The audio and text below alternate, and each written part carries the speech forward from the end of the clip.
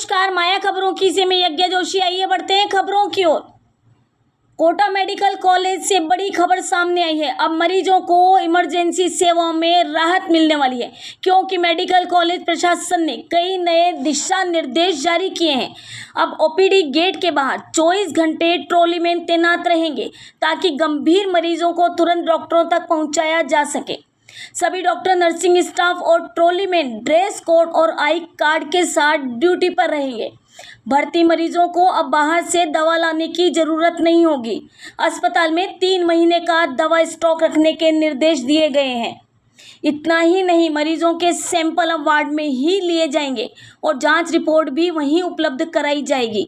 Emergency ward में display board लगाया जाएगा, जिसमें ड्यूटी पर मौजूद डॉक्टरों के नाम और मोबाइल नंबर लिखे होंगे।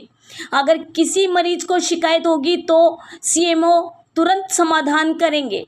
सबसे बड़ा फैसला यह है कि किसी भी मरीज को इमरजेंसी वार्ड में 24 घंटे से ज़्यादा नहीं रखा जाएगा। ज़रूरत पड़ने पर संबंधित वार्ड में शिफ्ट किया जाएगा। प्रशासन का कहना है कि इन नए नियमों से इलाज में तेजी आएगी और मरीजों का भरोसा मजबूत होगा। इस फैसले पर आपकी क्या राय है? कमेंट करके ज़रूर बताएं। चैनल को सब्सक्राइब करें। धन्यवाद। हमने देखा है कि इमरजेंसी में रश बहुत ज़्यादा रहता है, तो एनएमसीएच इमरजेंसी को ईज़ आउट करने के लिए एक तो गेट नंबर 2 जो पहले बंद हो जाता था ओपीडी के बाद में, वो गेट नंबर 2 हमने अब 24 घंटे के लिए खोलने के लिए बोल दिया है। और साथ ही इमरजेंसी में जो रेजिडेंट्स अब काम करेंगे उनको यूनिट से हमने फ्री करने के लिए आदेश निकाले हैं, जिससे कि वो पूरी एकाग्रता से अपना संपूर्ण समय इमरजेंसी काम में दे सकें। इसके साथ ही जो डायग्नोस्टिक ब्रांच हैं, पहले उनके जो रेजिडेंट्स थे वो ऑन कॉल आते थे, अब वो ऑन कॉल आने की जगह वहीं पर स्टेशन रहेंगे, जिससे कि समय की बचत होगी। सर, देखा गया है कई बार इमरजेंसी में जो मरीज आते हैं, दवा उपलब्ध होने के बाद भी जो उनके अटेंडर होते हैं उनको इधर उधर घुमाया जाता है, ऐसा क्यों होता है सर? उसके लिए हमने प्रयास किया है कि इमरजेंसी जहाँ पर है वहीं पर एक दवा काउंटर, डीडीसी काउंटर खोला जाए, और उस डीडीसी काउंटर पे चिकित्सालय अधीक्षक को निर्देशित किया गया है कि 3 महीने की दवा का स्टॉक रखें, जिससे कि मरीजों को अनावश्यक परेशानी ना हो। बाकी अन्य जांचों की भी सुविधा तुरंत वहीं इमरजेंसी में लेके जाना पड़ेगा नहीं मरीज को। बिल्कुल सर, एमआरआई और सीटी स्कैन में आ रही है, उसके लिए भी कोई प्रयास?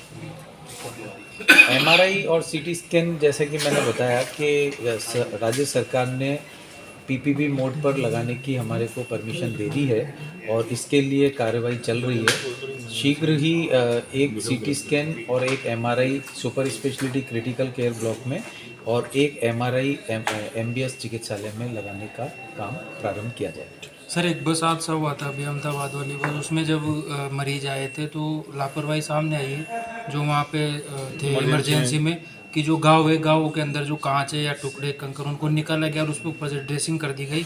बाकी जब अटेंडर ने उनका विरोध किया तो उस पर कोई कार्रवाई भी नहीं हुई, ना कुछ बताया गया। ये पहली बार है जब आप मुझे ये कह रहे हो, जबकि मेरे पास में बिल्कुल विपरीत रिपोर्ट है। उस एक्सीडेंट के समय 2 एक्सीडेंट हुए थे, एक हैंगिंग ब्रिज के पास में हुआ था बस हादसा और एक अंता में। और हैंगिंग ब्रिज के पास में जो बस हादसा हुआ था उसमें 3 ब्रॉड डेड आए थे। बाकी सभी मरीजों को बहुत अच्छे ढंग से टैकल किया था। इनफैक्ट जिला प्रशासन ने भी हमारे को कहा कि ये बहुत अच्छे ढंग से आप लोगों ने इस इमरजेंसी को मैनेज किया है। स्वयं मैं खुद अधीक्षक एनएमसीएच अस्पताल वहाँ पर मौजूद थे। हमें किसी भी प्रकार की इस मामले में कोई शिकायत किसी भी परिजन ने नहीं दी। अटेंडर करते हुए दिखे थे सर जब इमरजेंसी सुबह स्टार्ट हुई थी उसी टाइम पे?